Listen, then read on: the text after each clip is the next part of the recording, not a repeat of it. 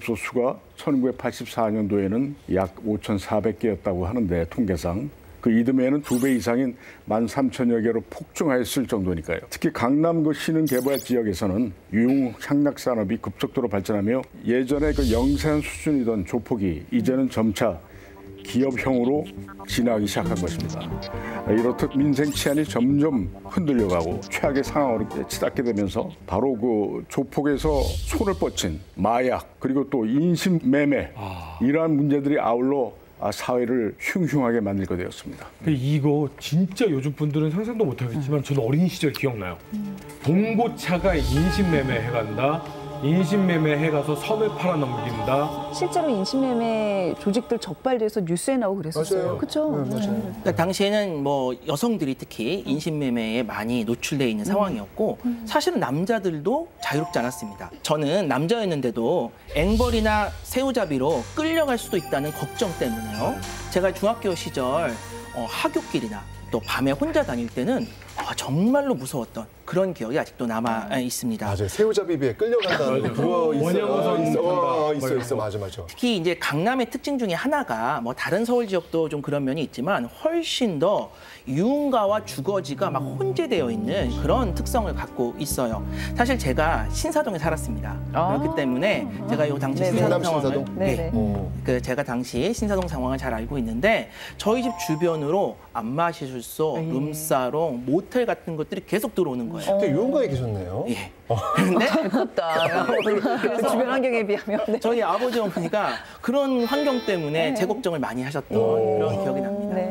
근데 지금 이때 사회 폭력을 근절하겠다고 하는데 오히려 아이러니하게 더 위험한 상황에 노출된 느낌이에요. 조직들은 점점 커지고요. 이제 이러한 그 시대의 잔혹 사건이라는 충격파가 그토록 컸었죠. 86년도에 꽝 때려진 것인데 80년대 후반 들어 더욱 끔찍한 사건들이 계속 연쇄적으로 발생하였고 그래서 이에 따라서 이러한 모든 사항이 결과적으로는 정치적인 색채도 분명히 띄고 있었습니다만 범죄와의 전쟁 1990년 10월에 그러한 선언에까지 이르게 되는 것이죠. 1990년 그 범죄와의 전쟁 이후에 어떤 그 공권력에도 좀 변화가 생기나요? 서진 룸살롱 사건 수사만 하더라도 처음에 경찰 초동 수사는 도범계에서 맡았습니다. 도범계가 뭐죠? 소매치기 전담이죠. 조폭들을 소매치기 쪽에서 맡았다. 1970, 80년대의 소매치기는 하나의 그 단체를 이루고 항상 흉기들을 갖고 있었기 때문에 도범계가 상당히 그 강력 범죄도 많이 담당하는 경우도 있었지만 이러한 조직 범죄에 대한 개념까지는 아직 가지 않았었어요. 1989년도에 들어 더 이상 안 되겠다. 그래서 검경 합동에 국민생활치안합동수사본부가 생깁니다.